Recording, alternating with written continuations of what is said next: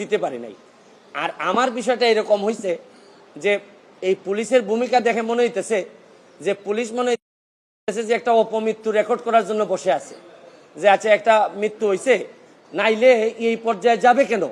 আমি কি করতেছি না করতেছি সব পুলিশ এবং এনফোর্সমেন্ট এজেন্সির নখদর্পণে থাকবে, কারণ এরা খবর নেয় না বলেই লোকগুলা মরে, আর এরা খবর নেয় না বলেই বেনজিররা এত ধনী হয়, এরা খবর নেয় না বলেই মতিউররা এত টাকার মালিক হয়।